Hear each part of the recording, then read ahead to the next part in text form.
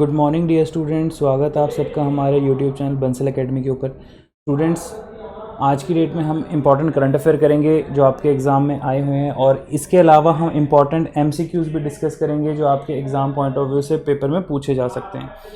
तो उससे पहले स्टूडेंट्स मैं आपको कुछ इंपॉर्टेंट इन्फॉर्मेशन दे दूँ।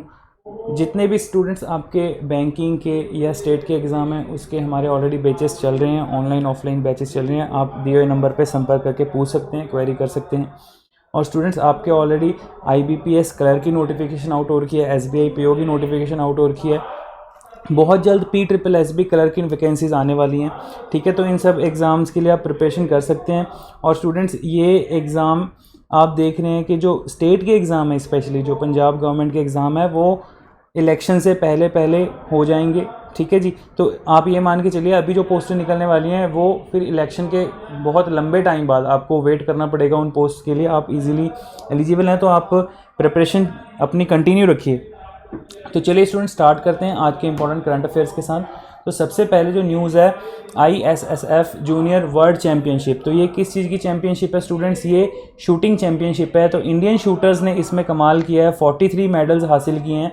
India finish on top with 43 medals including 17 gold, 17 gold medal Bharat ने जीते हैं। टोटल 43 मेडल जीते हैं, ठीक है जी। तो ये कहाँ पर हुआ, आपसे क्वेश्चन पूछा जा सकता है ये कहाँ पर हुआ है? तो ये क्वेश्चन आपसे पूछा जा सकता है, ये लीमा में हुआ है। Lima is a capital of Peru, ठीक है जी। तो ये क्वेश्चन बहुत इंपॉर्टेंट बन गया स्टूडेंट यहाँ पर कि रिसेंटली इंडिया ने सबसे ज़्यादा गोल्ड किस में जीते हैं। आपसे कोई ऑप्शन में पूछ लेंगे ऐसी क्वेश्चन। या अभी जो recently ISSF junior world championship हुआ है, इंडियन शूटर्स ने सबसे ज़्यादा मेडल जीते हैं, वो किस कंट्री में हुआ है, उसकी कैपिटल क्या है, ये सब आपको पता होना चाहिए, ठीक है जी। तो चलिए नेक्स्ट आगे चलते हैं।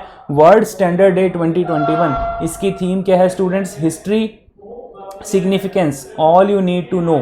तो यहाँ पर जो वर्ल्ड स्टैंडर्ड डे 2021 है, ये सेलिब्रेट किया गया।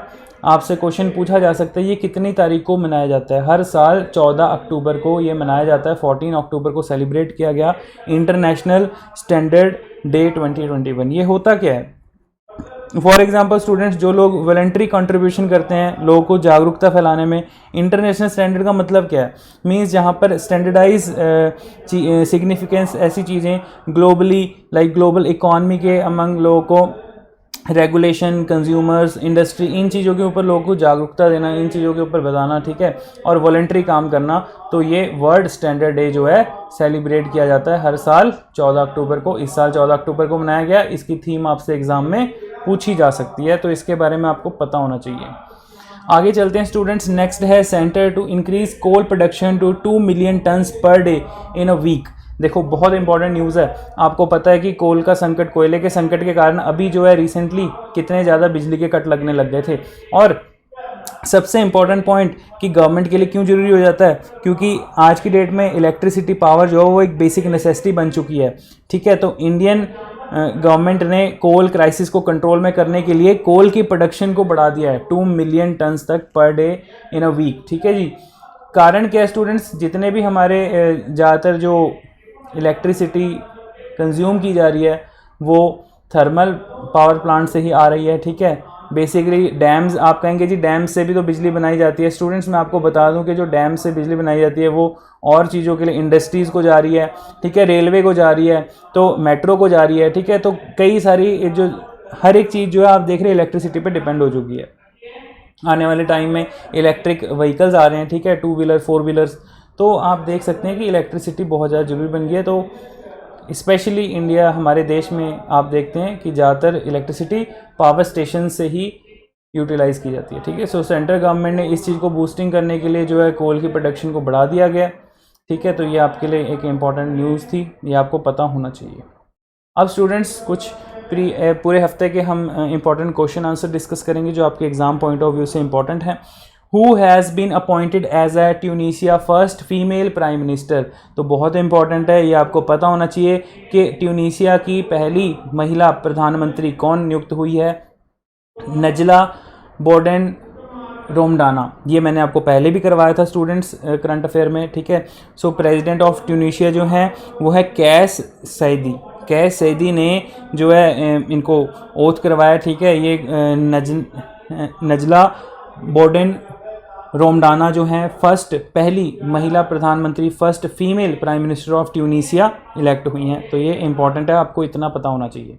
ठीक है जी, आगे चलते हैं। Next, Indian economy is expected to grow at how much % in 2021। तो ये हमने अपने परसों के ही करंट अफेयर में किया था कि IMF की ये रिपोर्ट है, इंटरनेशनल मॉनेटरी फंड की रिपोर्ट है, जो इंडियन इकॉनमी है वो कितनी ग्रो करेगी। हाँ जी, 9.5%। स्टूडेंट्स इंपॉर्टेंट है 2021 का।